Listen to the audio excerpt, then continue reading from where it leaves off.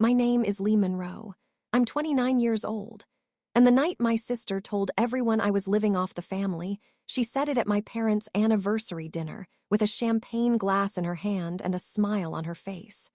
That smile was what made people laugh, not because the joke was funny, because she made cruelty look elegant. We were in the private dining room of a hotel my parents could not afford but insisted on booking because 35 years of marriage, according to my mother, deserved something respectable. Respectable was one of her favorite words. In my family, respectable meant expensive enough to impress people who were not paying. There were white flowers on the table, gold menus, candles in glass holders, and framed photos of my parents placed around the room like they were being honored by a country they had served faithfully. My mother wore a silver dress. My father wore the navy suit he reserved for weddings, funerals, and bank meetings. My older sister, Vanessa, arrived late in a cream satin gown, kissed both my parents on the cheek, then immediately complained that the lighting was too yellow for pictures. Everyone laughed. Vanessa could complain and still be charming. I could breathe wrong and be difficult. That was the family balance. I arrived early because I had been the one confirming the booking, checking the balance, correcting the guest count, calling the hotel twice about the menu, and quietly paying the deposit when my mother's card declined 3 weeks earlier. Nobody knew that part. Nobody was supposed to. That had always been the rule with my help. Visible enough to be used, invisible enough to be denied. I sat 2 seats away from my father, between my cousin Marissa and an empty chair that should have belonged to my grandmother before she got too tired to attend evening events. Vanessa sat directly across from me, glowing under the chandelier, surrounded by laughter like it was something she had paid for. At first, the dinner was peaceful. My uncle told a story about my parents' wedding day. My mother dabbed her eyes with a napkin. My father smiled quietly, the way he always did when he was emotional but did not want anyone to know. Then Vanessa stood to give a toast. That was when the night changed. She tapped her glass with a spoon. Everyone quieted. She smiled at our parents first. "Mom, Dad, 35 years is incredible," she said. "You have shown us what loyalty, patience, and sacrifice look like." People nodded. My mother pressed a hand to her chest. Vanessa continued. "You raised 2 very different daughters." The room chuckled softly. I looked down at my water glass. I already knew where this was going. Vanessa had a particular tone she used before turning me into a family lesson. Sweet, light, almost affectionate. It helped people pretend what came next was not intentional. "I was always the ambitious one," she said, laughing a little. "The one who wanted more, worked hard, built a life, pushed forward." My mother beamed. "And Lee," Vanessa said, turning toward me, "well, Lee has always needed a little more support." The room went still in that half-curious, half-amused way people do when they sense gossip arriving dressed as a toast. I felt my body tense. Vanessa lifted her glass slightly. "But that's family, right? We carry each other, even when some people are still finding their feet at 29. A few relatives laughed awkwardly. My cousin Marissa looked at me, then quickly away. Vanessa smiled wider. "So tonight I want to thank Mom and Dad not only for staying together, but for supporting all of us, especially Lee, who has basically been living off the family for years." The room laughed. Not everyone, but enough. Enough that my face went hot. Enough that my mother whispered, "Vanessa," but did not sound angry. Enough that my father looked down at his plate. Enough that I realized, again, how easy it was for them to let me be humiliated when correcting the lie would make the room uncomfortable. Vanessa turned to me with fake warmth. "Don't be mad, Lee, we love you, but you have to admit you're kind of the family charity case." The words landed softly. That made them worse. Family charity case. I looked around the table. At the flowers I had paid for. At the hotel room I had secured. At the menu I had corrected.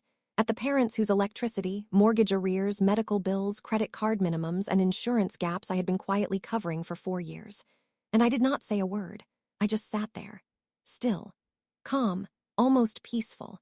Because something inside me had finally stopped trying to be understood by people who benefited from misunderstanding me. Vanessa lifted her glass. "To family," she said. People repeated it. "To family." I raised my glass too, not because I agreed, because I wanted to remember the moment clearly. 3 weeks later, in a conference room full of relatives, my parents' accountant opened a folder and said, "Before anyone accuses Lee of taking from this family again, you should all understand something." He looked directly at Vanessa. "Lee has been paying this family's bills for years." Before I tell you how that meeting happened, please like this video, subscribe, and comment your thoughts on the story. It really helps support the channel, because what my sister did not understand that night was simple. The person she called the charity case was the only reason the family still had a home to gather in. And the truth had receipts. I was not the favorite daughter. That role belonged to Vanessa before I even understood what favoritism was. She was 3 years older than me, beautiful in a way people mentioned immediately, and confident in a way adults loved because they never had to live with the damage it caused. Vanessa entered rooms like she had been invited by destiny. I entered rooms checking whether someone needed help carrying something. That was the difference between us. She was celebrated for existing. I was appreciated when useful. My mother used to say Vanessa had star quality. She said I had a good head on my shoulders. At 8 years old, I did not understand that one was praise and the other was an assignment. Vanessa cried loudly when she was upset. I went quiet. Vanessa forgot chores and was called spirited. I remembered everyone's appointments and was called responsible. Vanessa spent money and was called stylish. I saved money and was called anxious. By the time we were teenagers, our family had already decided what we were. Vanessa was the dream. I was the backup plan. When Vanessa failed a class in secondary school, my mother hired a tutor and said she was under pressure. When I came home second in my class instead of first, my father said, "You know you can do better." When Vanessa wanted a new dress for a school event, my mother found the money.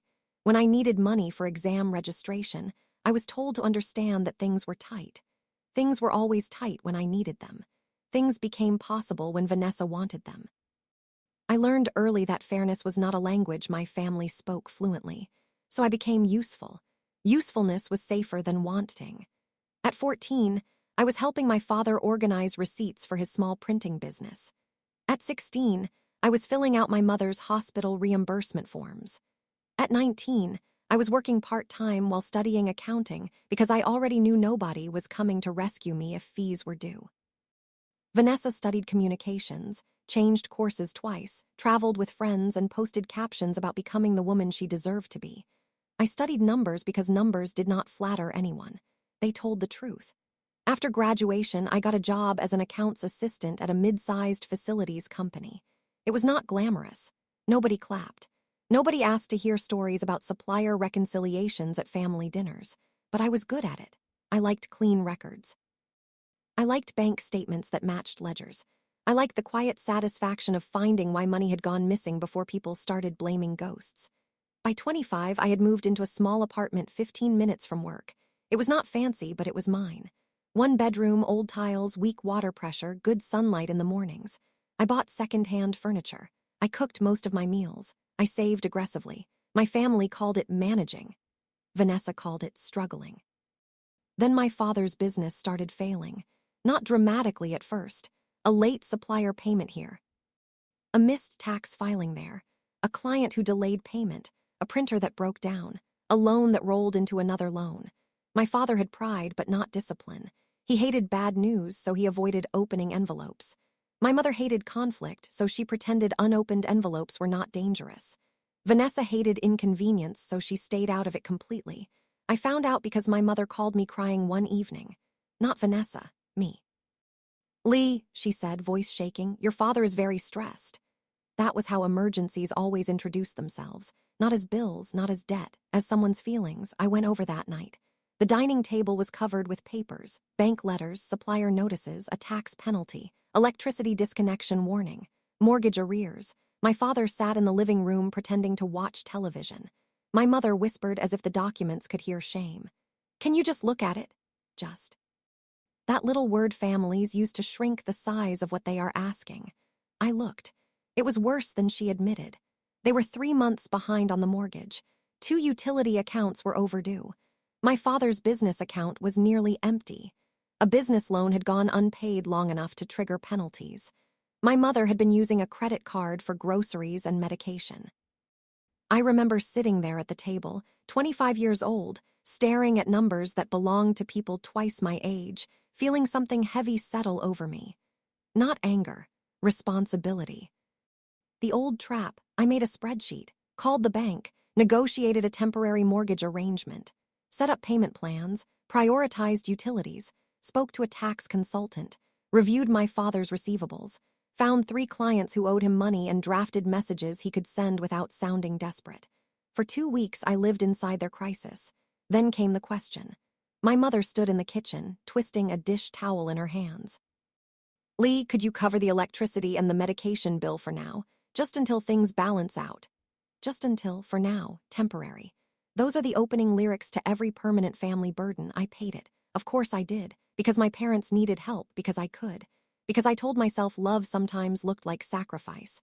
The first payment was small, then another came, then a bigger one, then school fees for my younger cousin who had been staying with my parents. Then a business supplier my father forgot to mention, then medical tests, then insurance, then the mortgage again. Each time my mother promised it was the last time. Each time I wanted to believe her. Vanessa knew none of this at first, or maybe she knew enough and chose not to ask. She was building her personal brand then. That was what she called it. She posted videos about elegance, soft living, feminine energy, ambitious women, healing from scarcity, and choosing abundance. Choosing abundance, apparently, was easier when your younger sister was quietly covering your parents' overdue bills. When Vanessa visited, my mother cooked her favorite meals. When I visited, my mother handed me envelopes. That became the pattern. Vanessa arrived as a guest. I arrived as infrastructure. And still, somehow, I was the one they saw as struggling, because I did not perform prosperity. I did not post expensive brunches. I did not wear designer labels. I did not talk loudly about my plans. I just worked, paid, saved less than I should have, slept badly, and kept records. That was the one thing I did for myself. I kept everything.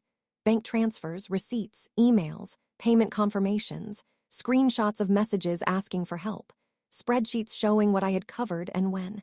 Not because I planned revenge, because numbers had been my only witness for years. When you grow up in a family that rewrites events according to who cries loudest, documentation becomes self-defense. At 27, I finally started saying no. Not to everything, just enough. No, I could not pay the full mortgage installment again. No, I could not cover Vanessa's car repair when she had just returned from a weekend resort trip. No, I could not give my mother money without seeing the actual bill. No, I could not keep being the emergency fund everyone pretended did not exist. That was when the family narrative shifted. Before, I was responsible. Then I became difficult. Before, I was dependable. Then I became selfish. Before, I was mature. Then I became proud. Vanessa led the campaign. She told relatives I had become weird about money. She said I was always making people uncomfortable with spreadsheets. She said I resented her because she knew how to enjoy life while I counted coins. The phrase spread. Counting coins. At first, I ignored it. Then one aunt repeated it during a family lunch and everyone laughed. I laughed too. That was the problem. I kept teaching them they could wound me without consequence. The anniversary dinner was supposed to be a chance to reset. That was what my mother said. "Lee, please, your father and I want both our daughters there, no tension." I should have known no tension meant no truth. When the hotel requested the final deposit, my mother called me. "Just this last part," she said. I asked why Vanessa was not contributing. There was a pause. "You know your sister has a lot going on." I almost laughed. Vanessa always had a lot going on. A lot going on was family language for whatever Vanessa wanted protected from responsibility. I paid the deposit, then the flower balance, then the photographer's extra hour because my mother wanted family portraits. I told myself I was doing it for my parents, not for Vanessa. That distinction mattered to me then. It matters less now, because if you fund an event where people are allowed to humiliate you, your money does not care what excuse you used. Dinner ended with Vanessa's toast. Family charity case. Living off the family, everyone laughing, me smiling like the kind of fool who still wanted to be loved by people comfortable with lies. After I left the hotel, I sat in my car for 20 minutes, not crying, just sitting. My phone buzzed once, a message from my mother. "Please don't be upset. Vanessa was only joking. You know how she is. You know how she is." Another sentence families use when they have no intention of asking someone to change. I did not reply. Then another message came in, from Vanessa. "Don't be dramatic about tonight, it was a joke. Also, Mom said you left before dessert. That was rude." I stared at the screen. Then I typed, "Send me your bank details. I'll transfer money for the dessert I apparently lived off." I deleted it. Too sharp. Too satisfying. Too small. Instead, I wrote nothing. The next morning, I opened my laptop. I created a new folder. Monroe Family Support Records. Inside it, I placed everything. 4 years of transfers, receipts, mortgage payments, utility payments, medical bills, insurance payments, emergency repairs, money sent to my father's business suppliers, money sent to Vanessa twice through my mother, though my mother had claimed it was for household needs. That part made me sit still. I had suspected it before. Seeing it lined up was different. 2 transfers I had made to my mother during house emergencies had been followed by payments to Vanessa's landlord and a salon package she had posted about as a self-care investment. I remembered the photos, the silk robe, the caption about choosing softness after a hard season. I had paid for part of that softness. No one had mentioned it. I spent the entire Saturday building the spreadsheet. Date, amount, purpose, recipient, proof. By evening, the total made me dizzy. I had paid more into my family than I had saved for myself in the last 4 years. That was the moment I understood the size of the theft. Not legal theft, emotional theft. The kind that happens when people convince you love means disappearing behind their needs. On Monday, I contacted my parents' accountant. His name was Mr. Everett Shaw. He had handled my father's business taxes for years and had once told me quietly, "You are the only reason these records make sense." I emailed him and asked for a meeting. He replied within an hour. That told me he already knew something was wrong. We met on Wednesday morning at his office. Mr. Shaw was in his 60s, thin, patient, and the kind of man who could make silence feel like an audit. I handed him the folder. He put on his glasses and began reading. For a long time, he said nothing. Page after page, transfer after transfer, receipt after receipt. Finally, he removed his glasses. "Lee," he said softly, "does your family know you have been keeping records?" "No." "Do they know the total?" "No." "Do you?" I nodded. He leaned back. "And after the anniversary dinner," I looked at him. His expression told me my mother had already told him some version. "She said I was living off the family," I said. Mr. Shaw closed his eyes briefly, then opened them. "I see." That was all, but his voice changed. He was not angry loudly. Accountants rarely are. But he was offended in the way precise people become offended when a lie insults both truth and arithmetic. He asked what I wanted. At first, I did not know. I did not want to sue my parents. I did not want to destroy my sister. I did not even want the money back immediately, though some part of me knew I deserved it. What I wanted was impossible. I wanted them to become the kind of family that would have never let Vanessa say it in the first place. So I asked for the next best thing. "I want a record," I said. "A formal one. I want the support documented properly against their household and business accounts. I want no more informal requests. And I want them to know that if anyone says I lived off this family again, I will release the schedule." Mr. Shaw studied me. "Would you be willing to attend a family financial review?" I almost laughed. "They'll never agree." "They might if the bank insists." I looked at him. "What bank?" He tapped one document. "Father's mortgage arrangement is due for review next month. The bank has requested updated household contribution disclosures because several payments came from third parties." Third parties? Me. My payments had kept them afloat, but also created questions. Mr. Shaw continued. "If your parents want to restructure cleanly, they need to explain the source and nature of those contributions. And if they lie," he looked at the folder, "they would be foolish." 2 weeks later, my father called. His voice sounded strained. "Lee, your mother says Mr. Shaw needs everyone at the house on Saturday." "Everyone? You, Vanessa, your mother, me, maybe Marcus." Marcus was my uncle, not involved but always eager to appear wise in financial matters he did not understand. "What is it about?" "Bank paperwork, household review, nothing serious." "Nothing serious." I looked at the folder on my desk. "Okay," I said. The family meeting happened on a rainy Saturday afternoon in my parents' living room. The same living room where I had sorted overdue bills 4 years earlier. The same curtains. The same framed photos. The same coffee table with a slight wobble my father kept promising to fix. But this time, I was not sitting on the floor with envelopes. I sat upright in the armchair across from Vanessa.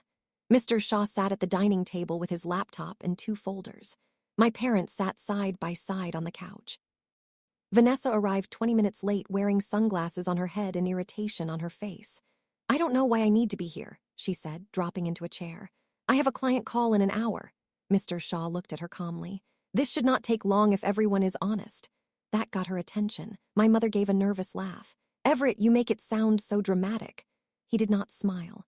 "It is financial documentation, Mrs. Monroe. Drama is optional." I liked him more in that moment than I should have. He began with the mortgage review. He explained that several payments over the years had come from my accounts. He explained that household expenses, business liabilities, and family transfers had been mixed informally. He explained that for restructuring purposes, the bank required clarity. My father looked tired. My mother looked embarrassed. Vanessa looked bored. Then Mr. Shaw opened the second folder. This is a support schedule prepared from records provided by Lee. Vanessa sat up. What records? I said nothing. Mr. Shaw continued. Over the past 4 years, Lee Monroe has contributed substantial funds toward the Monroe household, including mortgage arrears, utilities, medical bills, insurance, business supplier payments, and emergency family expenses. Vanessa laughed once. That's not right. Mr. Shaw looked at her over his glasses. It is. She turned to me. What did you do? I finally spoke. I kept receipts. Her face hardened. For what? To make everyone look bad. No, to stop everyone from making me look dependent. My mother whispered, Lee. I looked at her. No, you let her say it. The room went quiet. My father looked down. Vanessa crossed her arms. Oh, this is about the dinner. Yes, I said. It is about the dinner and the 4 years before it. Mr. Shaw cleared his throat and began reading the categories: mortgage support, utilities, medical expenses, business supplier payments, credit card settlements, insurance, emergency household repairs. Then he read the total. The room changed, not emotionally, physically. My mother covered her mouth. My father closed his eyes. Vanessa stared at Mr. Shaw like he had accused her of something impossible. That can't be right, she said. Mr. Shaw turned the folder slightly. You are welcome to review the evidence. She did not reach for it. Of course she didn't. People who live on narrative rarely enjoy meeting proof. Then came the part I had not expected him to include. Additionally, Mr. Shaw said, there are transfers made by Lee to Mrs. Monroe that appear to have then been used to support expenses connected to Vanessa Monroe. Vanessa's face went pale. My mother said, Everett, that is not necessary. It is directly relevant. I turned to my mother slowly. What expenses? She looked away. Mr. Shaw answered because she would not. Rent support, personal bills, a beauty service package. Some credit card payments. Vanessa stood. This is disgusting. I looked at her. I agree. She pointed at me. You went digging through my life. No, your bills were paid with my money. I didn't know that. I believed her. That was the problem. Vanessa rarely knew who paid. She only knew that things got handled. My mother started crying. I was trying to keep peace. I almost laughed. Peace again. How does using my money to protect Vanessa's image keep peace for me? She had no answer. My father finally spoke. Lee, I didn't know it was this much. I looked at him. You didn't want to. That hurt him, I saw it, but truth often hurts people who have been leaning against lies. Vanessa grabbed her bag. I'm not sitting here while you all pretend Lee is some saint. No one said saint, I replied. Just not charity case. Her eyes flashed. You are so bitter. Yes, I said. That stopped her. I nodded. I am bitter that I lost sleep over bills you laughed through. I am bitter that I delayed my own savings to protect this house. I am bitter that Mom called me in panic and praised you in public. I am bitter that Dad stayed silent. I am bitter that you stood at an anniversary dinner I helped pay for and told everyone I was living off the family. My voice did not rise. That made everyone listen harder. I am bitter, I said again, but I am also done. Mr. Shaw placed another document on the table. At Lee's request, future family financial support, if any, will require written documentation. She is under no obligation to continue informal payments.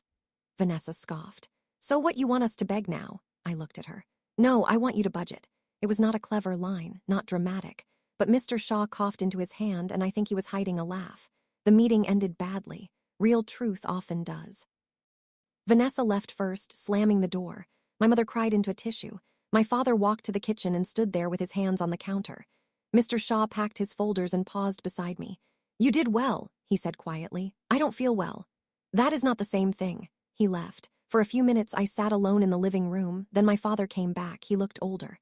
I'm sorry, he said. I looked at him carefully. For what? He swallowed. For letting you carry it. For letting her say that. For looking away. That was the first real apology I had ever received from him. Not perfect, not enough, but real. My mother came next. Hers took longer. At first, she apologized for how things came out.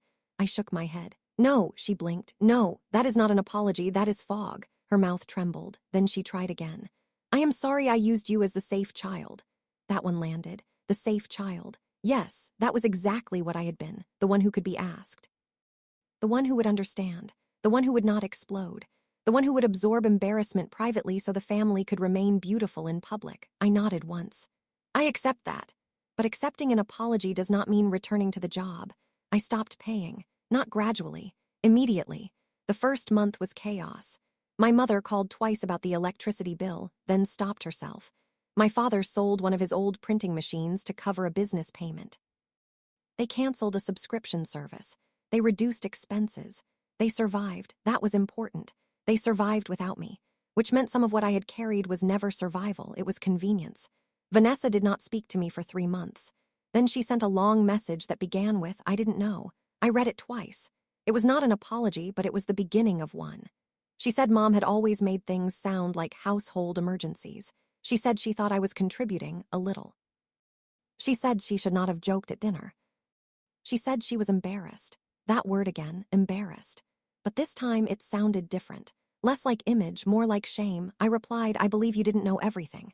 But you knew enough to be cruel. Start there." She did not answer for a week. Then she wrote, "You're right." I stared at those 2 words for a long time, not because they fixed anything, because I had waited most of my life to see them from her. Our relationship did not heal overnight. It still hasn't fully. Vanessa is learning how to speak to me without performing superiority. I am learning how not to flinch every time she says my name. My parents are slowly restructuring their finances with Mr. Shaw's help. My father sends me updates I do not ask for. My mother sometimes begins to ask for money, catches herself, and asks for advice instead. Advice is still labor, but at least now I can choose whether to give it. As for me, I opened a separate savings account and named it mine. Childish. Maybe effective, absolutely. Every month the money I would have sent into someone else's emergency goes there. At first it felt wrong, almost selfish. Then it felt quiet. Then it felt like breathing. 6 months after the anniversary dinner, I hosted a small dinner in my apartment. Nothing fancy. Pasta, garlic bread, a cheap bottle of wine. My cousin Marissa came. A friend from work, my father, not my mother, not yet, not Vanessa, not yet. We sat around my small table, the one with 2 chairs that did not match, and nobody made speeches about sacrifice. Nobody called me charity. Nobody laughed at my life. At one point, my father looked around and said, "This place feels peaceful." I smiled. It is. That was the first home I had ever built without my family's crisis standing in the corner asking for rent. Sometimes people think revenge has to be loud. A public reveal. A ruined party. A dramatic confession. And yes, the accountant reading the truth in that living room mattered. It mattered because lies had been living there too long rent-free. But the real revenge came after. When I stopped answering panic calls like they were summons. When I stopped shrinking my needs to protect everyone else's comfort. When I stopped letting Vanessa's shine be funded by my silence. When I chose my own future with the same seriousness I had once reserved for their emergencies. My sister told everyone I was living off the family. Then the accountant revealed I had been paying their bills for years. But that was not the end of the story. The end was quieter. It was me opening my banking app and seeing money still there. It was me sleeping through the night without wondering which bill my mother had hidden. It was me buying a dress I liked without calculating who might need the money more. It was me learning that love without boundaries becomes a job. And I had finally resigned. So if you have ever been the responsible one, the quiet one, the safe one, the one everybody calls only when something is broken, let me tell you what I wish someone had told me earlier. Being useful is not the same as being loved. Being needed is not the same as being valued. And if people only see your worth when you stop paying the price for their comfort, maybe the problem was never that you gave too little. Maybe the problem was that they got used to taking too much. My name is Lee Monroe. I was not the family charity case. I was the family safety net. And when they laughed at me for needing support, I finally let the records show who had been supporting whom.